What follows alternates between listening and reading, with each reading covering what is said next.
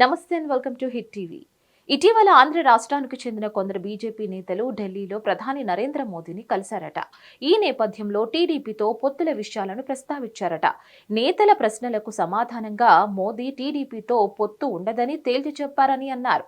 ఏపీలో జనసేనతో తప్ప ఇంకే పార్టీతో బీజేపీకి పొత్తు ఉండదని చెప్పినట్లు కొందరు నేతలు తెలిపారు. ఇదే విషయాన్ని కమలనాథులు జనసేన అధినేత పవన్ కళ్యాణ్తో కూడా వివరించారు. ఇక బీజేపీ నేతల సమాచారం ప్రకారం ఎన్నికలకు ముందు పవన్ బీజేపీతో మాత్రమే పొత్తు పెట్టుకుంటారట. మరెప్పుడు టీడీపీతో కలిసి వెళుతున్నారు కదా అని అడిగినప్పుడు ఇప్పుడు ఎవరితో ఉన్నా చివరకు పవన్ నడిచేది బీజేపీతో మాత్రమే అని చెప్పారు.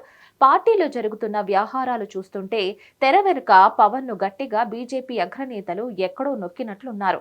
అందుకనే టీడీపీతో పొత్తుపై దాని ప్రభావం కనబడుతోంది.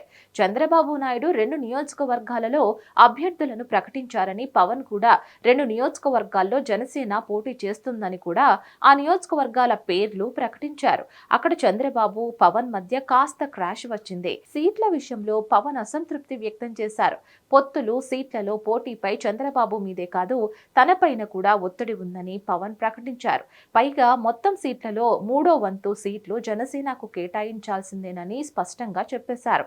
ఇక 3వ వంతు సీట్లంటే 58 నియోజకవర్గాలను చంద్రబాబు ఎలాగో ఇవ్వరని పవన్ కు బాగా తెలుసు.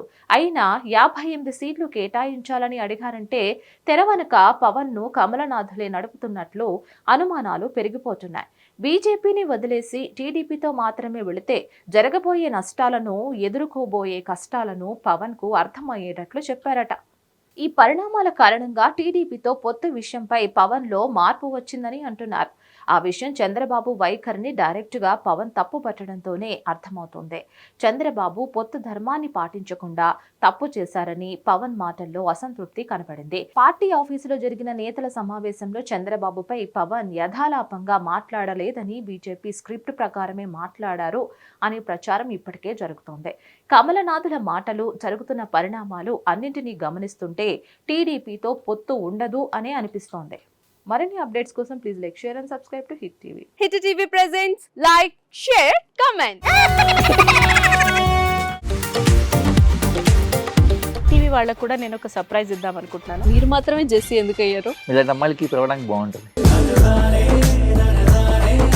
చందు సాయికి like you and have a జనాలకి ఒక పేరు నచ్చిందంటే దీనికి ఒక ప్రాసెస్ ఉంటుంది. ఎందుకు ప్రాసెస్ డైరెక్ట్‌గా వెళ్ళిపోదాం. ఏదైనా ఒకటి మర్చిపోయినావా నువ్వు? మర్చిపోయినా మేడం. ఏం మర్చిపోయావు? నా గుండె. ఏదో ఆ టైంకి మన సుడి బాగుంటే ఎవరన్నా చూపిస్తే రాయగలం కానీ డోర్ టు డోర్ సేల్స్ చేసేవాళ్ళు. శారీ వస్తుంది, శారీలో వెనకాల కట్టుకుని